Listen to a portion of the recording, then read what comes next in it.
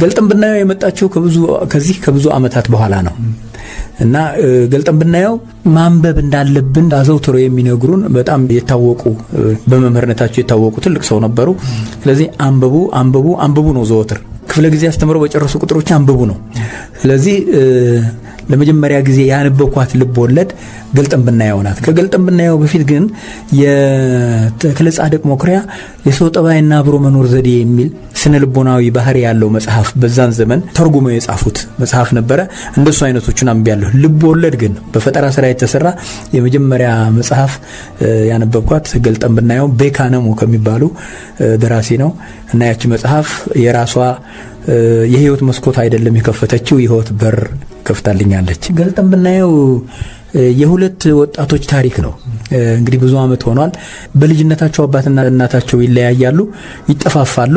ከዛ በኋላ ሴቷ ሌላ ቦታ ሄዳ ታድጋለች፣ ወንዱም ሌላ ቦታ ሄዶ ያድጋል።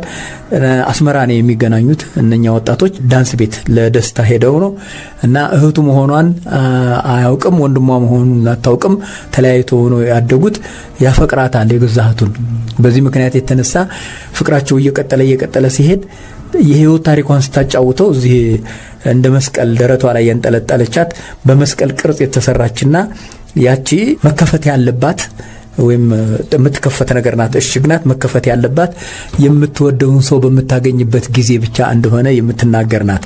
ሙሉ ታሪኳን አሁን አላስታውሰውም። እንግዲህ በልጅነት ያነበብኳት ነው እና ከፍተው ሲያዩ ገልጠን ብናየው የምትለው ለዚህ ነው። ገልጠው ሲያዩ ለካስ ሁለቱ እህትና ወንድም መሆናቸውን የሚናገር ታሪክ ያገኛሉ። መጋባታቸው ቀርቶ ወደ ተፈጥሯዊ እህትና ወንድምነታቸው ይመለሳሉ እና ደስ ትላለች። ከብዙ አመታት በኋላም እንዳው ረስቻት ነው እንጂ አነበብኳት ተመልሼ እና ደስ አለችኝ እንደገና።